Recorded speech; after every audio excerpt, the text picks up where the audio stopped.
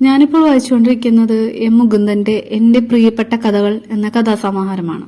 ആ വായനയിൽ കടന്നു വന്നൊരു കഥയാണ് കുളിമുറി. ചില കഥകളും നോവലുകളും വായിക്കുമ്പോൾ ഞാനിങ്ങനെ ചിന്തിക്കാറുണ്ട്, എങ്ങനെയാണ് എഴുത്തുകാർ ഇത്തരത്തിലുള്ള വിഷയങ്ങളൊക്കെ കണ്ടുപിടിക്കുന്നതെന്ന്. ഇല്ലെങ്കിൽ നമുക്ക് പരിചിതമായ വിഷയത്തെ വ്യത്യസ്തമായി അവതരിപ്പിക്കുന്നത് എങ്ങനെയാണെന്നൊക്കെ ചിന്തിക്കാറുണ്ട്. അങ്ങനെ ചിന്തിച്ചു പോയൊരു കഥയാണ് കുളിമുറി എന്ന് പറഞ്ഞ ഈ കഥ. പുരുഷോത്തമൻ എന്നയാളാണ് കഥയിലെ പ്രധാന കഥാപാത്രം. അയാൾക്ക് ഒരു മോഹം, ഈച്ചയാകണം. അയാൾ എന്തിനാണ് ഈച്ചയാവാൻ മോഹിച്ചത് എന്നതാണ് പിന്നെ വായനയെ മുന്നോട്ട് കൊണ്ടുപോകുന്നത്. എന്നിട്ട് അവസാനം അയാൾ ഈച്ചയാവുന്നുണ്ട്.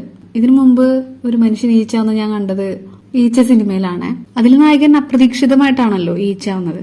ഈച്ചയായതിനു ശേഷം നായിക അപകടത്തിലാണ് എന്നറിഞ്ഞ് വില്ലനെതിരെ പോരാടുകയും പിന്നെ അയാളോടുള്ള പ്രതികാരം തീർക്കുകയൊക്കെയാണല്ലോ ചെയ്യുന്നത്. പക്ഷേ പുരുഷോത്തമൻ ഈച്ചയായത് എന്തിനാണെന്ന് അറിഞ്ഞപ്പോൾ എന്റെ മനസ്സിലേക്ക് വന്ന വാക്ക് ഏതാണെന്ന് അറിയോ? അഴുക്ക ചക്കൻ. സത്യമായിട്ടും ഞാൻ അങ്ങനെയാണ് വിചാരിച്ചത്. ഈ പുരുഷോത്തമൻ വസന്ത എന്ന കഥാപാത്രത്തെ കാണാൻ അവളുടെ വീട്ടിലേക്ക് പോകുന്നു. വസന്തയുടെ കുടുംബവുമായിട്ട് പുരുഷോത്തമന് അടുപ്പുള്ളതായിട്ട് നമുക്ക് കഥയിൽ നിന്ന് മനസ്സിലാക്കാൻ പറ്റും. എന്ത് തരം ബന്ധമാണെന്നുള്ളത് വ്യക്തമല്ലെങ്കിലും വീട്ടിലുള്ളവര് അയാളെ സ്നേഹിക്കുകയും മര്യാദയൊക്കെ കൊടുക്കുകയൊക്കെ ചെയ്യുന്നുണ്ട്. അങ്ങനെ ഇയാള് വസന്തനെ കാണാൻ പോകുമ്പോ അവള് ഇങ്ങനെ കുളിച്ചു വരികയാണേ. അപ്പൊ ഇയാൾക്ക് ഒരു അസ്വസ്ഥത. അപ്പൊ അവള് പറഞ്ഞു ഞാനിപ്പോ വരാം. അവളെ അന്വേഷിച്ചാണല്ലോ അയാൾ അവിടേക്ക് പോയത്. അപ്പൊ അവള് പറയണ ഞാനിപ്പോ വരാട്ടോ എന്ന് പറഞ്ഞിട്ട് അവള് അകത്തേക്ക് പോവാണ്.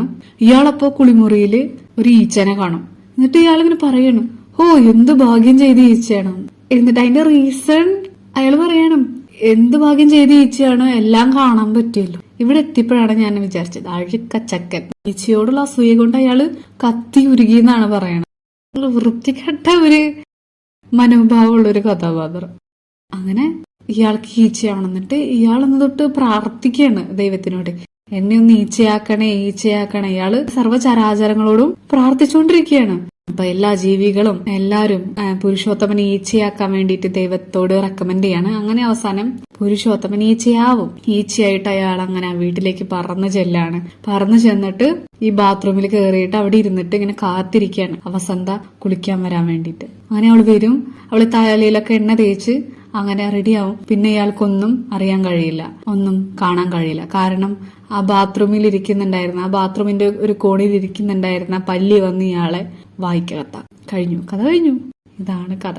ഞാൻ നേരത്തെ പറഞ്ഞില്ലേ, അതായത് ചില നേരം നമ്മൾ ചിന്തിച്ചു പോകും, എങ്ങനെയാണ് ഒരു വിഷയങ്ങൾ എഴുത്തുകാരെ തലയിലെത്തുന്നത്, ഇല്ലെങ്കിൽ ചില വിഷയങ്ങൾ അവരെങ്ങനെയാണ് എക്സിക്യൂട്ട് ചെയ്യണേന്നൊക്കെ ഇങ്ങനെ ചിന്തിച്ചു പോകുന്നത്. ഈ കഥ വായിച്ചപ്പോ ഞാൻ അങ്ങനെ തന്നെയാണ് ചിന്തിച്ചത്. ഇതില് എനിക്ക് ഞാൻ മനസ്സിലാക്കിയത് പല ജീവിവർഗങ്ങളും അയാൾക്ക് വേണ്ടി ദൈവത്തോട് പ്രാർത്ഥിച്ചു, അങ്ങനെയൊക്കെ ഉള്ളൊരു ഭാഗത്ത് ഇപ്പൊ ഞാൻ മനസ്സിലാക്കിയത്, ഇത് എഴുത്തുകാരൻ അങ്ങനെയാണ് ഉദ്ദേശിച്ചതെന്ന് എനിക്കറിയില്ല. ഞാൻ മനസ്സിലാക്കിയത് ഇങ്ങനത്തെ ചിന്താഗതിയുള്ള മനുഷ്യരെ സപ്പോർട്ട് ചെയ്യാനും സമൂഹത്തിൽ ആളുകളുണ്ട്. അങ്ങനെയാണ് ഞാൻ മനസ്സിലാക്കുന്നത്. നമ്മളത് കാണുന്നുണ്ട് അല്ലെ, ഇങ്ങനെ വികൃതമായി ചിന്തിക്കുന്നവരെ, വികൃതമായ ചിന്താഗതി പ്രാവർത്തികമാക്കുന്നവരൊക്കെ സപ്പോർട്ട് ചെയ്യാൻ വേണ്ടിയിട്ടും ഒക്കെ ആൾക്കാരുണ്ട്. അവർക്ക് ശുപാർശ ചെയ്യാനും അവരെ ചെയ്തികൾ ന്യായീകരിക്കാനും ആളുകളുണ്ട്. പിന്നെ പലപ്പോഴും നമ്മള് ഒട്ടും പ്രതീക്ഷിക്കാത്ത മനുഷ്യരും നമുക്ക് ദോഷം ചെയ്യാറുണ്ട് അല്ലെ. നമ്മൾ അവര് മര്യാദയോട് കൂടിയിട്ട് ട്രീറ്റ് ചെയ്യുന്ന പോലെയോ കാണുന്ന പോലെയോ നമ്മളോട് തിരിച്ച് അതേ രീതിയിൽ പ്രവർത്തിക്കാത്ത, അതേ മനോഭാവത്തോട് കൂടിയിട്ട് പെരുമാറാത്ത ആളുകളെ നമ്മൾക്കിടയിലാണ്. നിങ്ങൾ ഈ പുസ്തകം എന്തായാലും വായിക്കണതില് കുറെ നല്ല കഥകളുണ്ട്. ഞാൻ വായിച്ചു മുഴുവനാക്കിയിട്ടില്ല. എനിക്ക് ഈ ഒരു കഥയിൽ അവിടെ എത്തിയപ്പോ ഇതിന്റെ ഒരു ആശയം പങ്കുവെക്കണം തോന്നി, അതാണ് ഞാൻ പറഞ്ഞത്. എം മുകുന്ദന്റെ എന്റെ പ്രിയപ്പെട്ട കഥകൾ എന്നാണ് ഈ പുസ്തകത്തിന്റെ പേര്. വായിക്കാൻ ശ്രമിക്കുക.